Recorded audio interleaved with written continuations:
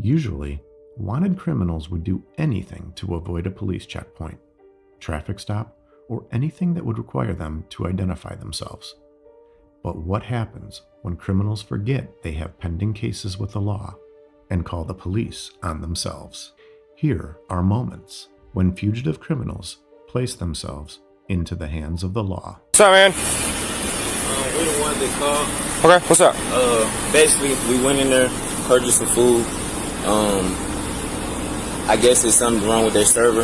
A lady before us tried to order on the little box thing. She said that wasn't working. He had to stop us from ordering and go help her. On August 5th, 2022, 24-year-old Antoine Sims in Kennesaw, Georgia, placed a call to the police to complain about his cold French fries. He had gone over to McDonald's to get himself some French fries, but he was rather served cold fries instead. In opposition, he confronted the staff, who gave him his order, and things soon turned heated as the staff ordered him to leave the restaurant. The police arrived at the scene and came in contact with Sims. They were not prepared for what was about to happen. Now our food is sitting there cold, so when I come up, I say, I try to fry. The fries they're lukewarm, but they're not hot. Okay. You know what I'm saying? So I just asked him, can we get some fresh fries? Okay. He said, okay, the fries are not hot. Touch the fries. I said, no, they're not hot. And at this point, you don't touch them, so, Yeah, can I just get a fresh set? Okay. So is he getting the fries? And I said, can I also get the receipt? That was 5 minutes ago. Yeah. You know what I'm saying? Excuse me, sir. 5 minutes ago, I can run my store however I want to run my store. Okay. This now, sir, I didn't pay it. He said, matter of fact, you can leave my property. Get off my property now. Or you can come and get, I'll do a refund. I say, sir, with Cash App card, it's 3 to 7 business days to do a refund. Just give me my set of fries and my receipt. That's what you're supposed to do anyway when I pay for my order. Okay. After hearing Sims' side of the story, the cop decided to hear the other side of the story from staff of the restaurant. However, the staff has a different story from Sims to tell. The owner explained to the cop that Sims was cursing at him, which made the staff order him to leave and to be issued a criminal trespass warning. Sims, however, showed obvious signs of anxiety when asked to return to the restaurant and sign a document acknowledging what happened. He even asked the police if he was getting arrested. All right, Mr. Sims, come over here. I'm going to have you sign this. I'm not under arrest or anything, am I? No, sir. Just come over here. I'm going to have you sign this real quick. I said I'm not under arrest or anything. No, you're not. Yeah, just come over here. I'm going to have you sign this real quick. You have to sign it saying that you're not going to come back to the property. So you'll... Officers learned that Sims had an outstanding arrest warrant after they looked up his identity in a law enforcement database. In 2018, Sims was charged in the demise of Andalisa Miratovic, a resident of Johns Creek. She was discovered dead inside a burning vehicle. 3 persons were wanted by police concerning her death. Sims escaped from the police, and U.S. Marshals captured him in Wisconsin later. Sims had an outstanding warrant out of Fulton County for failure to appear, but he was currently free on bail. As the police were about to issue him the criminal trespass warning, Sims immediately took to his heels and the police went after him. Yeah, come on. No, let's get it. After chasing Sims for almost 20 minutes in their car, the cops found him in the parking lot of a neighboring apartment building. A stun gun was pulled out by one of the policemen, throwing Sims unconscious and knocking him to the ground. Taser deployed! Taser deployed! Put your hands out! Put your hands out! Hands out! Do not move! Do not move! Give me contact! I got mama! Get your hands behind your back! I can't get your hands behind your back! Handcuffs! Mama scared my phone and fell over there. If you think Sims is the only criminal foolish enough to place himself right into the hands of police, then you're wrong. This man had been on the run for over 28 years, and you won't believe someone who had evaded arrest for close to 30 years would make this little mistake. On August 16, 2022, Oconee County Deputy Devin Blair pulled over a car whose registration had expired. She had no idea that the man seated in the car was Muhammad Bilal Al-Amin. a man who had spent the previous 28 years hiding from the FBI and the Atlanta police. El-Amin made up a name when Deputy Blair asked for his name. What's your last name? Sakim. Sakim, okay. He used the fake name as a means of protecting his identity. Knowing his background, he was certain that the instant he disclosed his true name, they would find out who he was. Following protocol, they would scan their database for the name and discovered that he was wanted by the FBI and Atlanta police. Shortly after, Deputy Lex Ogun showed up as backup. El-Amin was informed by the two deputies that he needed to be arrested due to his expired registration, lack of insurance, and suspended South Carolina driver's license. Unfortunately, I'm gonna have to place you into custody today. Okay, you're gonna have to go down to jail. Oh no. You gotta get booked in, they're gonna take your fingerprints and picture, and you'll get a bond. But because you're driving on suspended license, you gotta go down to jail. El-Amin was aware that going to the police station would result in his lifelong imprisonment. He knew full well that his fingerprints would show that he had outstanding arrest warrants. The cops had just informed him that he would have to provide one at the station.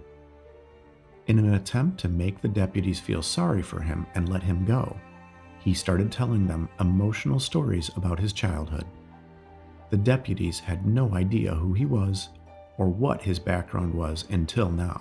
My aunt just had a stroke. My uncle just had a stroke 2.5 weeks ago. I'm here helping my family. I don't even know who can come and bond me out. I don't even know who can come and bond me out. I'm not a criminal. I'm not a crook.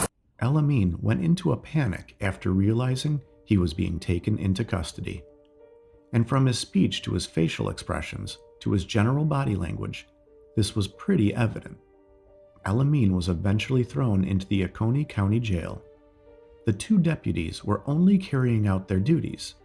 They had no idea that they were bringing justice and closure to families in the process.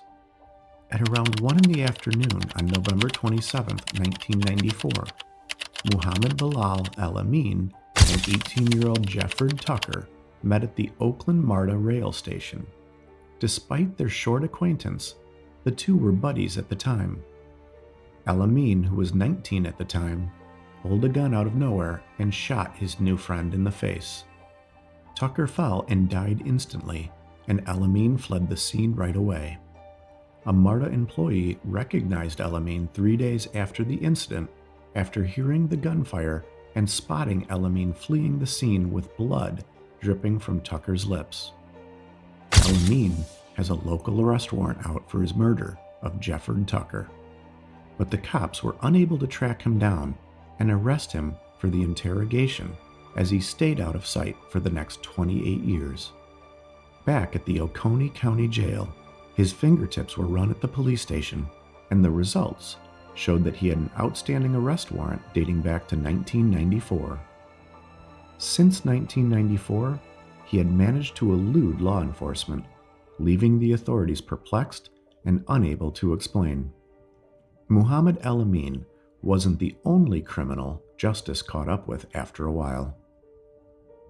An officer at West Salem, Wisconsin, conducted a traffic check on June 23, 2022, on a car after finding that the car had not been registered since January of 2020.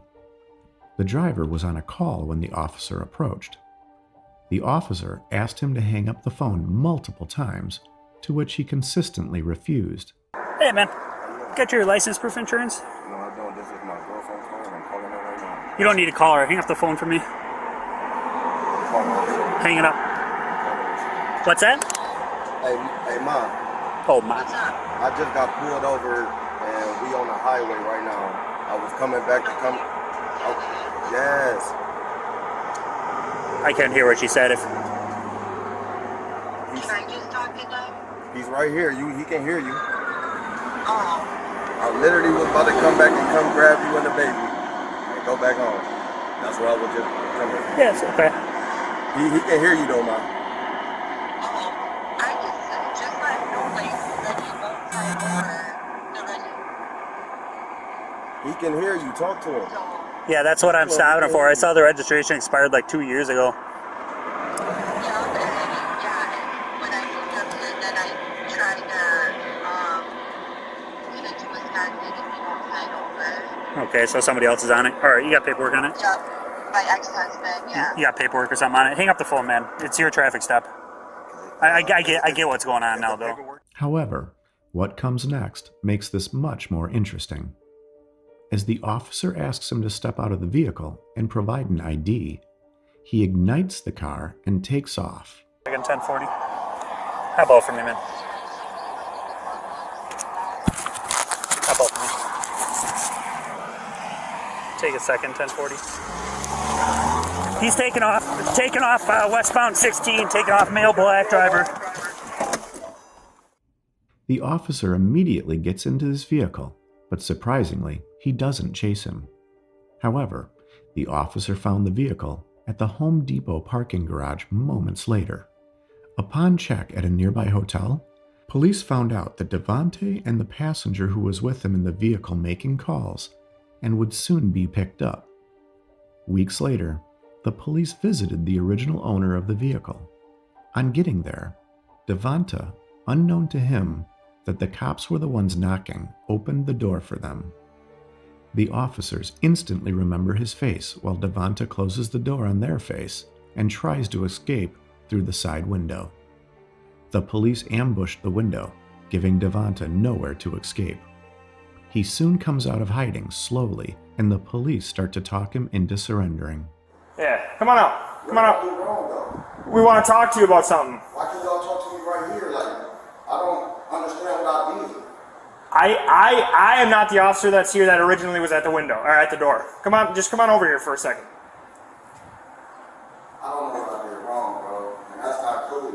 I will be able to talk to you about that, but when you shut the door in our face, Handcuffs and all this other weird shit, like I'm not with that. when you fled from us and you fled back into the apartment, we didn't know what to think. What do you mean? I'm scared. 611, I have contact. There's nothing to be scared about. No, come on, look. No, not anymore. Look, I didn't know you had anything. I didn't know you had anything on you. I don't have nothing. I know. So let's talk about this, okay? So After a long persuasion, Devonta shakily gives in to the police as they handcuff him. To calm him down, they give him a cigarette on his request. He also asked if he could talk with his mom. I know that some of the stuff maybe seemed a little different when you first answered the door. You said that you thought he was coming in, but when you shut the door on us, we don't know what to think. I don't know what to think. I know, and that's where the communication maybe needs to be there. Ash it for you. I'm gonna count this in front of you so we're on the same page, okay? Do you know how much is there? 10-4, that'll be him. You can go with the updated info.